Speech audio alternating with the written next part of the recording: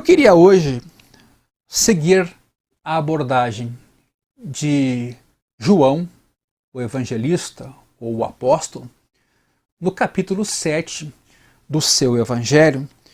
E aí nós vamos finalizar então esse capítulo a partir do versículo 40. O contexto aqui é o da festa dos tabernáculos. Quando a gente começou a trabalhar esse capítulo, nós lembramos da ideia dos irmãos de Jesus de irem a Jerusalém, ou sugerirem que Jesus fosse a Jerusalém e lá então se mostrasse ao mundo, né? Se desse a conhecer e dessa maneira ele pudesse, de fato, ter mais seguidores. Fazendo-se então conhecido, ele seria alguém que de fato lidaria com os desafios que havia tido anteriormente, quando muitos o deixaram. E nessa festa, lá no seu último dia, Jesus exclama: "Se alguém tem sede, venha a mim e beba. Quem crer em mim, como diz a Escritura, do seu interior fluirão rios de água viva." E nós, no último encontro, na última live de quarta-feira, exatamente lidamos com esse tema do derramamento do Espírito, aqui simbolizado pela metáfora da água, como aquilo que de fato sacia a sede no final de uma semana de festa daquele que é sedento e daquele que é faminto. E João explica que essa água era de fato uma metáfora do derramamento do Espírito que se daria quando Jesus cumprisse a sua obra indo à cruz e ressuscitando. Finalizada essa narrativa, pelo menos até aqui, João capítulo 7, versículo 40, diz o seguinte: "Quando ouviram essas palavras, alguns do meio do povo diziam: este é verdadeiramente o profeta. Outros diziam: ele é o Cristo. Outros, porém, perguntavam: por acaso o Cristo virá da Galileia? Não diz a Escritura que o Cristo vem da descendência de Davi e da aldeia de Belém, de onde era Davi?" Assim houve divisão entre o povo por causa dele. Alguns queriam prendê-lo, mas ninguém lhe pôs as mãos. Os guardas voltaram à presença dos principais sacerdotes e fariseus e estes lhes perguntaram: por que vocês não o trouxeram? Eles responderam: jamais alguém falou como este homem. Os fariseus disseram aos guardas: será que também vocês foram enganados? Por acaso alguma das autoridades ou algum dos fariseus creu nele? Mas esse povo que nada sabe da lei é maldito. Nicodemos, um deles, que antes tinha ido conversar com Jesus, perguntou-lhes: será que a nossa lei condena um homem sem primeiro ouvi-lo e saber o que ele fez? Eles responderam: por acaso também você é da Galileia? Examine e verá que da Galileia não se levanta profeta. É interessante que, de novo, nesse capítulo, uma dissensão, uma divisão acontece entre os ouvintes de Jesus. Eles têm ideias diferentes a respeito do Mestre. Bom, um dia o próprio Cristo perguntou aos discípulos: quem vocês dizem que eu sou? Primeiro ele ouve a opinião da multidão, canalizada agora pelos discípulos, e depois pergunta para os próprios discípulos o que pensavam eles a respeito de Jesus. Até que Pedro toma a palavra: tu és o Cristo, o Filho do Deus vivo. E o que Jesus diz depois disso? Tu és bem-aventurado, Pedro, porque não foi carne nem sangue quem te revelou, mas o meu Pai que está nos céus. Então veja como é importante que Deus nos fale a respeito de Jesus. Quando as ideias partem da gente, os destinos serão inevitavelmente diferentes. a partir da nossa cultura, da nossa ideia, da nossa experiência, do nosso momento. Mas quando a revelação ela vem de Deus, ela é clara, ela é inequívoca, porque é o próprio Deus que se dá a conhecer segundo o que Ele é, a partir das suas características, propósito e vida. Hoje eu vejo muita gente tentando chegar em Deus. E às vezes, ao fazer esse caminho, vai encontrar muitos caminhos, muitas alternativas. E a tendência é que sutilmente nós façamos os nossos deuses, construamos os nossos ídolos, que vão se tornando muito diferentes uns dos outros, porque os seres humanos são diferentes. Mas quando a fonte é Deus, e Deus se dá a conhecer, e Deus sendo único, nós vamos ter uma imagem mais clara, mais perfeita, mais real de quem é Jesus. Ouviram então essas palavras, onde Jesus diz que vai saciar a sede e a fome através do seu Espírito para todo faminto e sedento? O povo ainda fica com dúvida. O povo ainda está dividido. E alguns, inclusive, dizem: este é verdadeiramente o profeta. O profeta era uma figura especial para o judeu. Era alguém que falava da parte de Deus. Então, alguma coisa que Jesus falou encontrou ressonância naquele público. Ou pelo menos numa parte desse grupo. As pessoas perceberam que alguma coisa vinha de Deus. O próprio Nicodemos, certa vez, disse isso nesse mesmo evangelho, quando chamou Jesus mestre da parte de Deus. Havia algo diferente em Jesus. Aqui também, então, um grupo reconhece Jesus como o profeta. E que referência é essa? Ora, não há aqui como não lembrar de Deuteronômio capítulo 18, quando, lidando com esse tema no versículo 15, Moisés promete ao povo de Israel o seguinte: o Senhor, seu Deus, fará com que do meio de vocês, do meio dos seus irmãos, se levante um profeta semelhante a mim. A ele vocês devem ouvir, porque isso foi o que vocês pediram ao Senhor, seu Deus, em Horebe, no dia em que o povo estava reunido.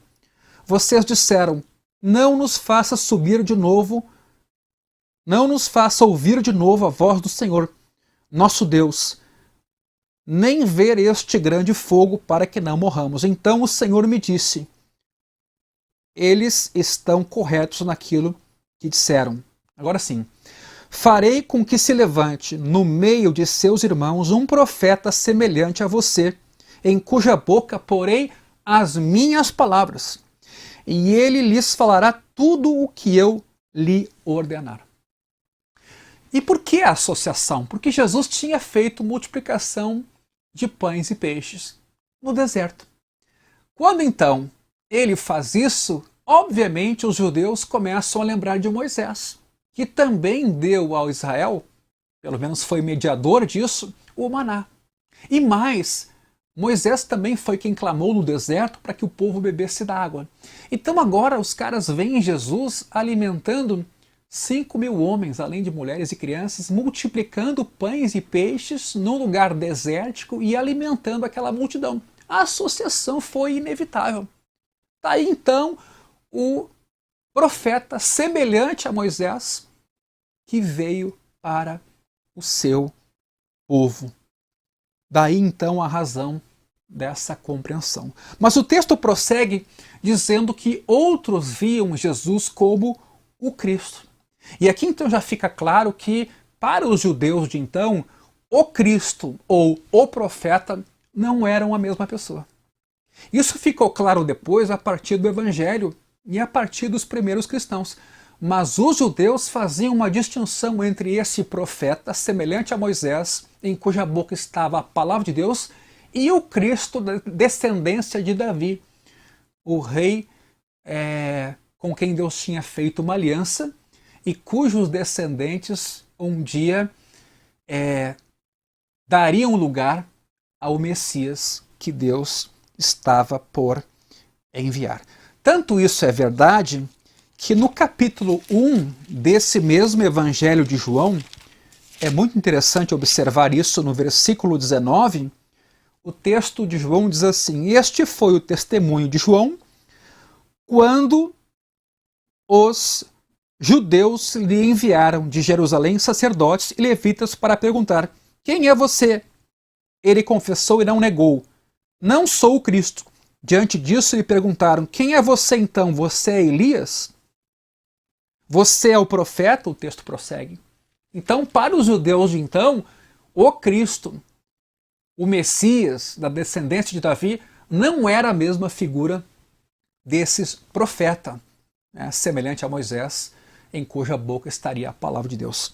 Mas, claro que em Cristo, depois com o Evangelho e a partir dos primeiros cristãos, isso fica claro de que se estava a falar de uma mesma pessoa.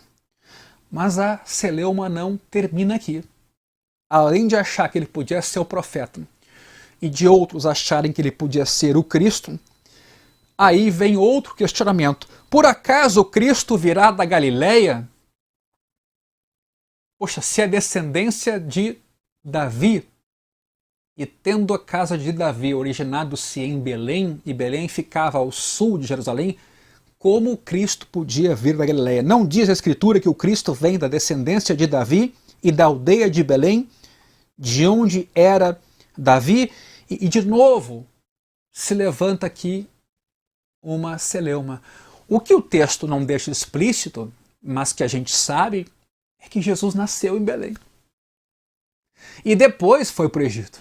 E depois foi ser criado em Nazaré, depois em Cafarnaum, região norte, região da Galileia. Mas o Cristo, Jesus, havia nascido em Belém, como os anjos avisaram e os pastores contemplaram. Então João aqui acaba deixando transparecer essa ironia, sabedor de que, na verdade, o Cristo, como descendente de Davi, nasceu sim em Belém, segundo a casa de Davi, tanto que foi lá José se alistar, porque era da casa de Davi. O texto então é irônico. Ou seja, os judeus questionam que ali não pode estar o Messias, e o texto deixa implícito então que mal sabiam eles que o Cristo sim havia nascido em Belém. Aí veja o que diz o texto no versículo 43. Assim, houve divisão entre o povo por causa dele. E não é a primeira vez que isso acontece. Divisão entre as pessoas por causa de Jesus.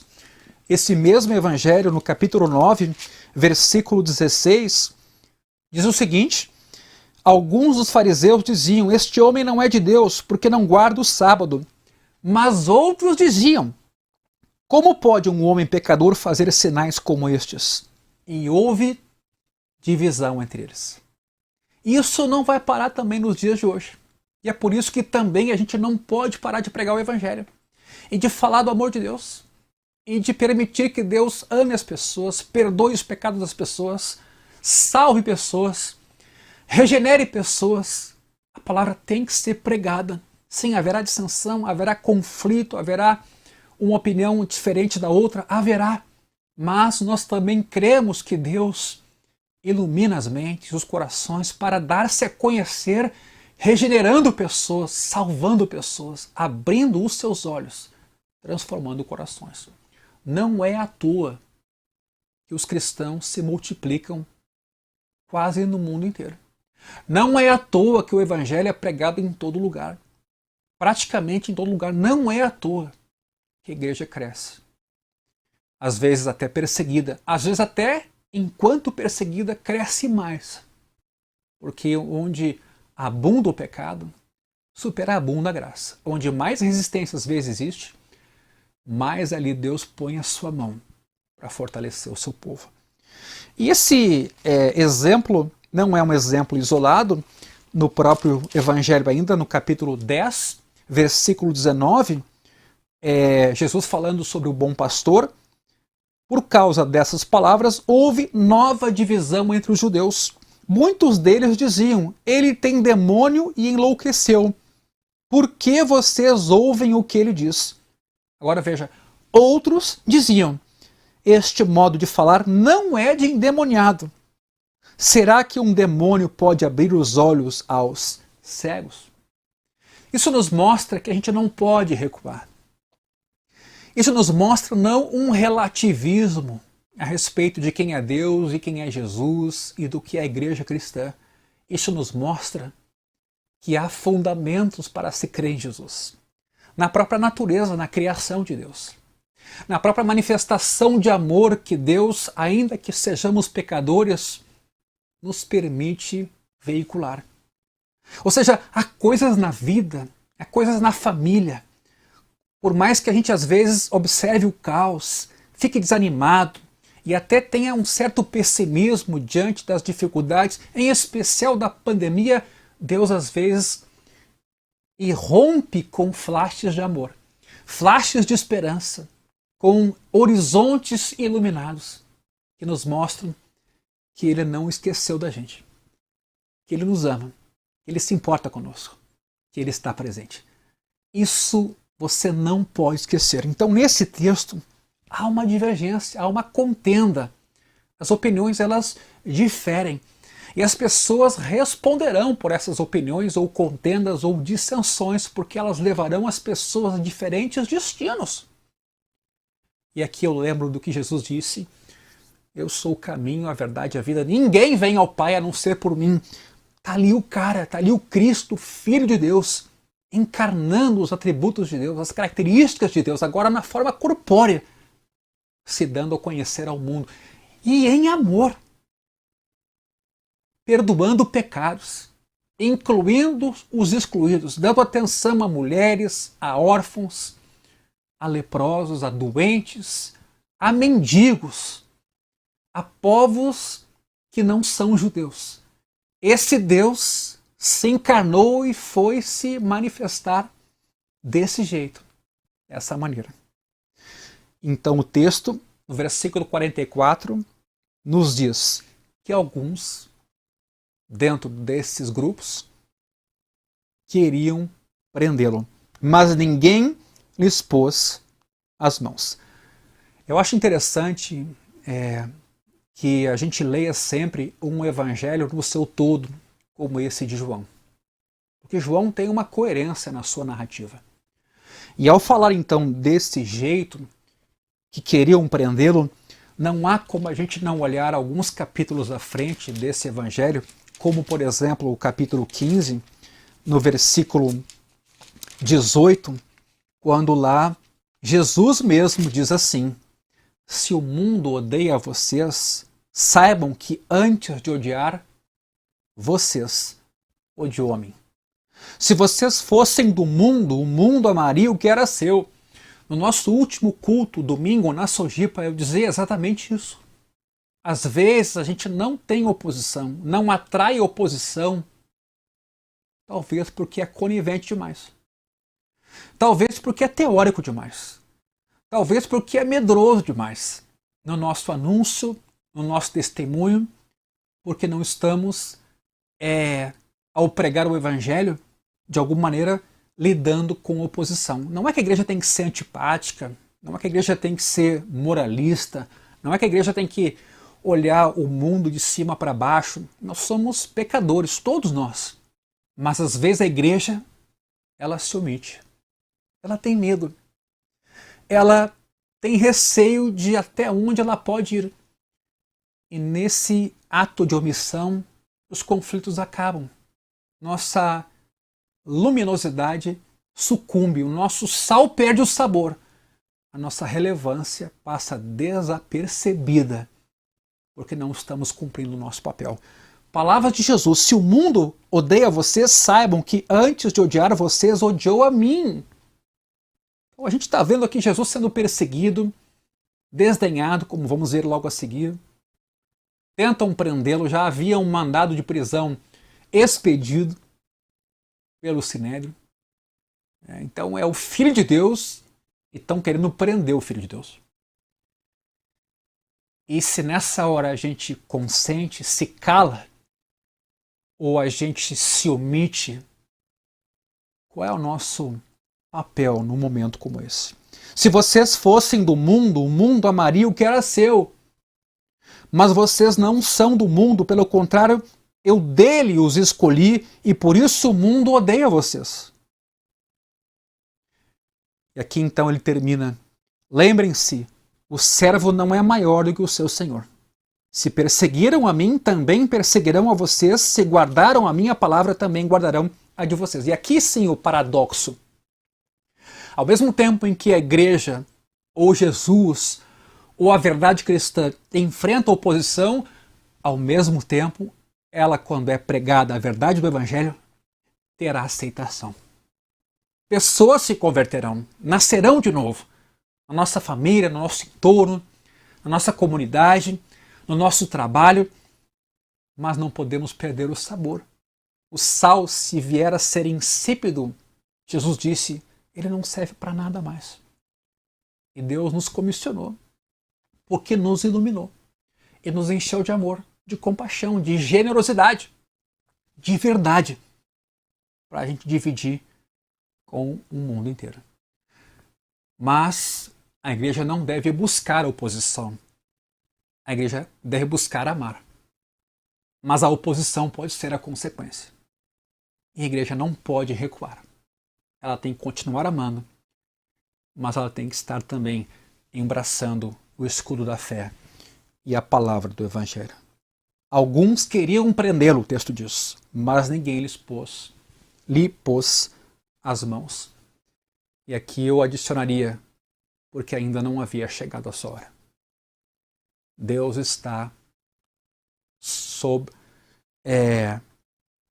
suas mãos todas as coisas. Deus colocou sob suas mãos o tempo, o ministério de Jesus, e ainda não havia chegado a sua hora.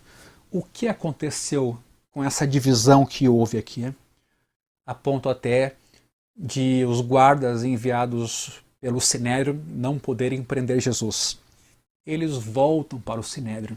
O texto diz, eles voltam à presença dos principais sacerdotes e fariseus e estes lhe perguntaram, por que vocês não o trouxeram? Imagina a frustração aqui do Sinédrio. E há pouco mesmo eu havia dito que o mandado já estava na rua, porque havia sido expedido no versículo 32, os fariseus e os principais sacerdotes enviaram guardas para prender Jesus. O mandado estava na rua. Mas quando esses guardas, que não eram mercenários, que não eram pessoas contratadas para isso, mas eram da tribo de Levi, tinham uma certa piedade. Quando eles ouviram Jesus, alguma coisa, a mensagem dele ressoou no coração daqueles caras. Eles não eram só profissionais, eles também tinham coração, tinham mente, tinham entendimento para fazer escolha. Eu temo que hoje a gente costume andar assim muito conforme a multidão.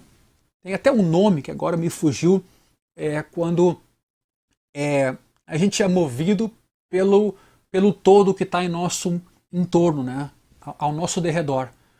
O movimento aquele de massas, né?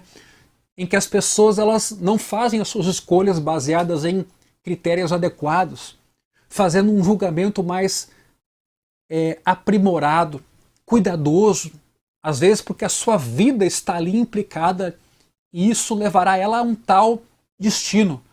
Ou seja, nesse caso, é importante você avaliar o caminho que você está seguindo, né? O efeito manada, o famoso efeito manada, onde a gente tem aquela ideia, lá tem bastante gente, então deve ser bom. Aquele grupo lá, todo foi naquela direção, então deve ser uma coisa legal. O interessante é que com Jesus isso raramente deu certo. Sim, as multidões o seguiam. Sim, muitos o seguiram, mas houve um momento em que os próprios discípulos de Jesus o deixaram. E às vezes, a maneira como Jesus vem a esse mundo falar conosco e se revelar é uma espécie de inversão que ele faz daquilo que para nós é valoroso. Ele vira as coisas de cabeça para baixo. Ele nos deixa desconcertados. Porque ele vem falar de amor e de verdade. E a gente às vezes está com a cabeça noutra coisa, tem outros alvos, E aqui eu sempre lembro de Tiago, né? Vocês pedem e não recebem porque pedem mal para esbanjar nos vossos próprios prazeres. Então esse texto diz que os guardas voltam à presença dos seus líderes e eles respondem de mãos abanando, como se diz: jamais alguém falou como este homem. Que legal que eles não foram só guardas, eles foram crentes, foram pessoas supostamente piedosas, que viram ali em Jesus não só alguém para com quem cumprir uma decisão, eles fizeram um certo juízo. Aliás, até hoje no nosso país, ninguém é obrigado a cumprir uma lei, uma ordem manifestamente legal. Você pode ser subordinado até dentro do exército, ou da marinha, ou aeronáutica, ou das forças armadas. Se a ordem do seu superior é manifestamente ilegal, você tem que ter o critério para fazer a sua escolha. Não pode aceitar o efeito manada. E aqui eu não tenho como esquecer a própria fala de Jesus, né? Quando a gente às vezes opta por esse critério da quantidade, a gente pode cair no erro de um cego guiando o outro. E neste caso em particular, que bom que esses caras não eram só guardas, eram religiosos. E alguma coisa que Jesus falou mexeu com eles. E a vocação profissional naquele caso, que seria a prisão, ficou em segundo lugar. E em primeiro ficou um coração aberto. Isso para nós é desafiador, sabe? Deus ama as pessoas. O fazer é uma questão secundária. Desenvolver papéis nesse mundo, sabe? Ter coisas. É secundário aos olhos de Jesus. Para Jesus, o mais importante é a vida que ele veio nos dar. É o perdão que ele veio compartilhar. É o desejo de viver no meu coração e no seu, de dar sentido à nossa vida. Antes de fazer, ele nos convida a ser nele uma nova pessoa, uma nova criatura, perdoados de nossos pecados. Jamais alguém falou como este homem, que fala daquele pessoal. Claro, com isso os fariseus ficaram indignados e disseram aos guardas: será que vocês também foram enganados? Uma espécie de tentativa de inferiorizar aqueles guardas. Porque o texto continua: por acaso alguma das autoridades ou algum dos fariseus creu nele? Como dizendo assim, ó, se a gente não creu, não vai ser vocês que vão crer, ou vão dizer o que é certo e o que é errado. Se a gente não creu, pode confiar que não vale a pena crer nesse cara. Por quê? Porque a gente diz o que é certo. A gente é quem define o que é bom. A gente é que define o que é piedoso, o que vem de Deus. A gente é a boca de Deus. Mas há um tom aqui discriminatório.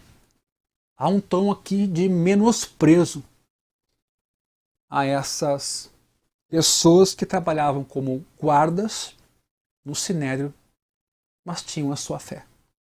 E aqui a gente não pode esquecer o que Jesus mesmo disse no Evangelho de Mateus, lá no capítulo 11, versículo 25, um texto clássico, quando lá ele diz assim, Mateus 11, 25.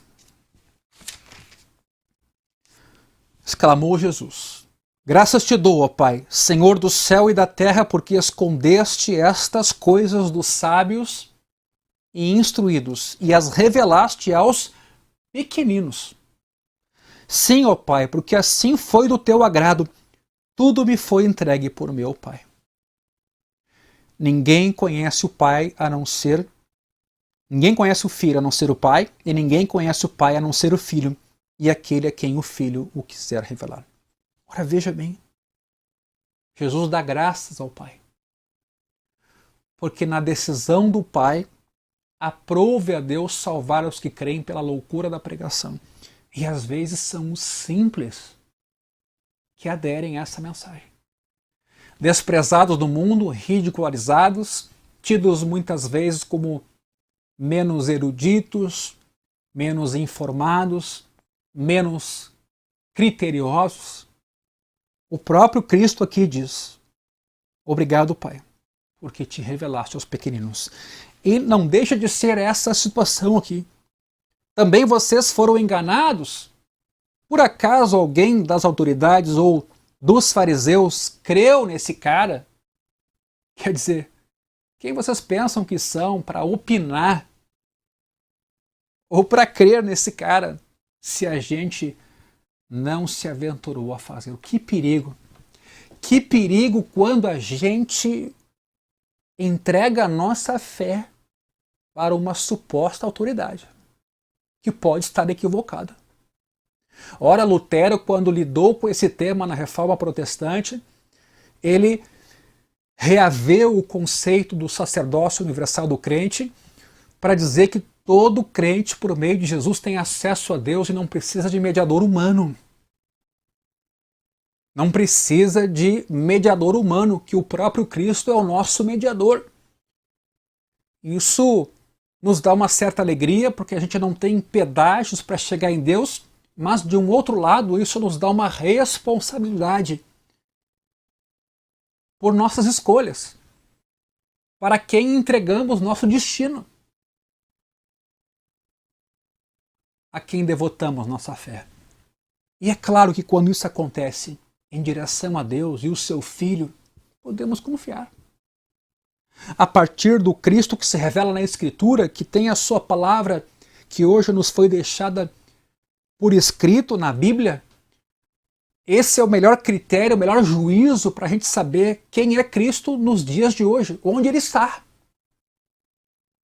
E não sermos seduzidos pelos falsos profetas de todo tipo, que vão dizer: Ele está aqui, Ele está acolá, Ele está em tal lugar.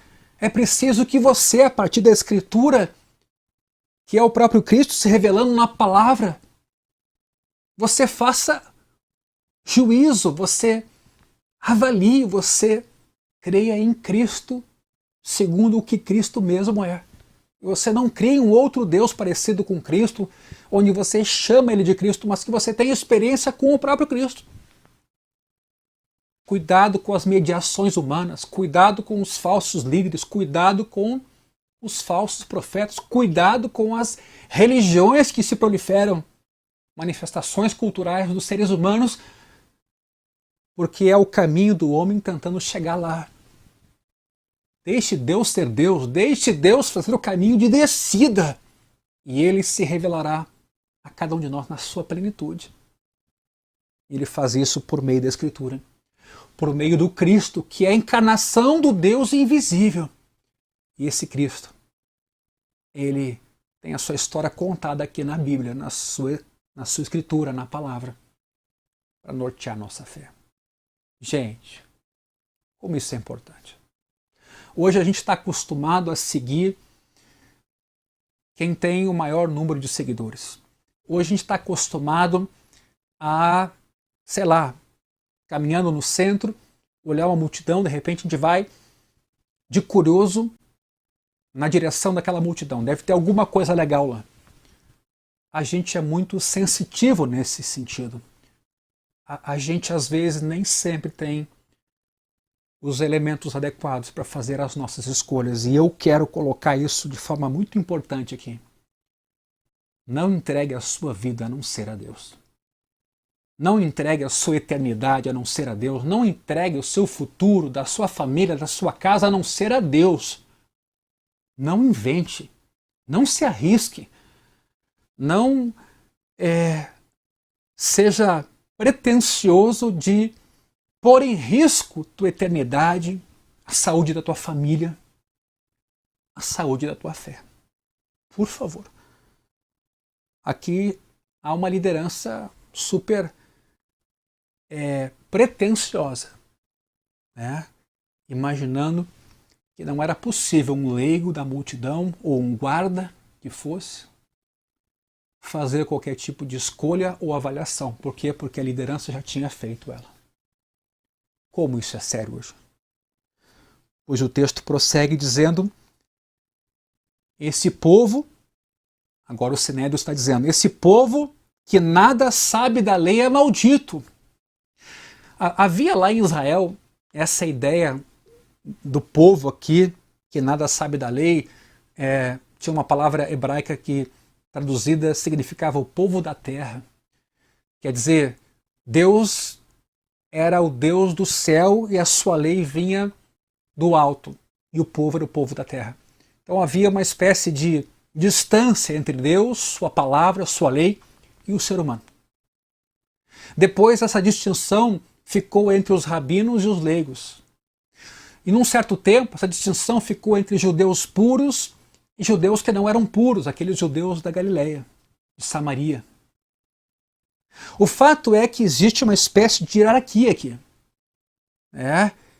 E esses, então, agora, aos quais se dirige o Sinédrio, chamando de povo, eram aqueles que supostamente não conheciam a lei de Moisés, então não podiam opinar. E se não conheciam a lei de Moisés, eles eram malditos. Não tinha salvação para eles. Mas vejam aqui Nicodemos, que o próprio Evangelho de João diz que era do Sinédrio, que antes tinha ido conversar com Jesus, versículo 50. Ele pergunta: será que a nossa lei condena um homem sem primeiro ouvi-lo e saber o que ele fez?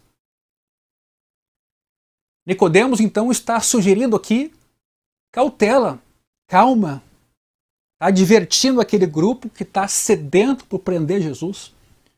Atenção, paciência, que emprestem os ouvidos e o coração para entenderem o que está acontecendo. Bom, ele mesmo já tinha ido visitar Jesus, no capítulo 3 desse evangelho. Mas aí o pessoal estava obstinado. Quando eu leio aqui sobre Nicodemos, eu leio também e lembro sobre Gamaliel. E também lá em Atos 5 teve que interferir junto ao Sinédrio, que queria prender Jesus, e Gamaliel disse: gente, se esse cara está aqui em nome de Deus, se ele vem em nome de Deus, cuidado, hein? Para a gente não ser encontrado lutando contra Deus. Pois Nicodemos, de alguma maneira, também está fazendo aqui esse papel. Será que vamos condenar esse homem sem ouvi-lo? E aí eles responderam. Aí que sabe quando perde seu argumento? Sabe assim quando a decisão já está tomada? Sabe assim quando a pessoa está obstinada? Aí eles ofendem Nicodemos. Por acaso também você é da Galileia? Examine e verá que da Galileia não se levanta profeta. Primeiro, então, uma atitude assim, arrogante, bruta, grosseira com Nicodemos, que tentou conscientizar, pacificar aquele contexto, pelo menos para que houvesse mais sensatez. Mas isso não é o pior. Tão enfurecidos estavam aqui no Sinédrio que até erraram, porque Jonas e Naum foram profetas que vieram da Galileia. Foram. Examine e verá que da Galileia não se levanta profeta. Erraram. Jonas e Naum eram profetas que vieram da Galileia. E é possível que outros ainda tenham também vindo. Quer dizer, quando a gente não tem argumento, mas a gente é obstinado, o fim disso não é bom. É melhor a pessoa ter a sensatez de pedir perdão, recuar, reconsiderar, se aquietar, do que assumir uma posição, porque inicialmente essa foi a sua posição, e ir até o final trágico de forma obstinada. Isso é a pior coisa que se pode fazer. Seja humilde para se arrepender. Seja humilde para dar um passo atrás. Às vezes até no meio cristão essa ideia vigora como um sofisma. Pessoas ou líderes imaginam que nunca erram quando Deus lhes conduz. Eles arrogam para si quase que uma espécie de inerrância verbal ou de orientação ou de conselho, como se nunca errassem, como se fossem Deus na terra. E por isso Às vezes tem que se assumir decisões erradas tomadas lá atrás para não pôr em dúvida a suposta inerrância do discurso. Isso é terrível. Eu sou ser humano, carne e osso. Eu erro. Infalível é a palavra de Deus. Isso não quer dizer que eu vou ser irresponsável. Não vou cuidar da minha família, eu não vou ser honesto com as pessoas e que eu não vou, mais do que isso, parecer ser honesto também. Mas outra coisa é a gente tentar encobrir uma desonestidade porque a gente lá atrás opinou de uma forma e agora quer levar isso até as últimas consequências, quando talvez a pessoa já sabe que o conselho era errado. É preciso se arrepender, voltar atrás, pedir perdão, porque é para isso que o Evangelho se manifestou, para perdoar pecados, endireitar veredas. É afinal por isso que estamos aqui. Há perdão de Deus para todos. O Evangelho é para transformar vidas, regenerar nossos corações. E nunca é tarde para se arrepender, nunca é tarde para voltar atrás, nunca é tarde para voltar-se para Deus, meu amigo. Nunca é tarde. Então, nesse sentido, quando eu leio esse texto, quando eu olho para essa passagem, eu peço que Deus examine o meu coração, o meu pensamento, as escolhas que eu já fiz, as decisões que hoje eu estou tomando, os planos que hoje eu estou elaborando, e peço, Senhor, me ilumina o coração e o entendimento para que eu veja. E se eu errar, Senhor, me ajuda, não me deixa persistir no erro. E não terei problema em dizer, errei, pequei, falhei. Vamos reconsiderar. Infelizmente, às vezes, predomina essa ideia de líderes como deuses ou semideuses, que são boca de Deus e que não podem errar, e que não podem ser humanos, e que não podem falhar. Só que às vezes isso é levado adiante e uma multidão vem atrás. E o destino não é bom. A palavra arrependimento é para todos nós. A palavra voltar-se para Deus ou voltar atrás é para todos nós. E nunca é tarde para isso. E a gente só está aqui. E a gente só prega o Evangelho, porque o Evangelho é regeneração, é recomeço, é boa notícia, é perdão de pecados. Eu queria orar com você. Eu queria te abençoar. Eu espero que essa palavra tenha falado com você. Que você não trate esse momento assim como um programa, como uma mera live informativa, porque isso aqui é a palavra de Deus. E talvez ao ouvir ou assistir a esse momento, você deva entender que Deus está querendo falar com você sobre a tua casa, teu casamento, tua família, tuas escolhas, tuas decisões, aquilo que é caro, aquilo que é importante, tua eternidade, meu amigo. Você não pode ter dúvida disso, você não pode terceirizar essa escolha, você não pode pensar sobre isso amanhã. É a tua vida eterna, é a tua família, é o teu destino. E Jesus é quem aqui se apresenta. Não repila ele, não rejeite ele. Não endureça o coração. Eis que estou à porta e bato. E é nesse sentido que ele, generoso, amoroso, e quem perdoa pecados, ele pode mudar a tua história. Eu quero orar com você. Pai, muito obrigado nesse momento pela tua palavra. Obrigado por Jesus, teu Filho. O Cristo de Deus, que veio ao mundo como luz, como verdade, como amor, revelando o Pai, revelando o divino e oferecendo esperança e perdão a todos os que creem. Abençoa essa família que nos assiste agora, esse pai, essa mãe, esse casal, esse filho. Sabe-se lá quem nos está assistindo agora. Eu peço, Senhor, abençoa essa pessoa. Fala com ele, fala com ela, transforma essa vida. Deus de esperança, de amor e misericórdia, visita agora esse lar, eu te peço, eu te invoco e faz milagres. perdoa pecados, faz renascer a esperança, endireita os caminhos tortuosos e as veredas erradas e nos põe no teu caminho. Nos põe em ti, Jesus. Abençoa agora nesse momento, com o teu poder e com o teu amor, a cada um de nós. É em nome de Jesus que eu oro.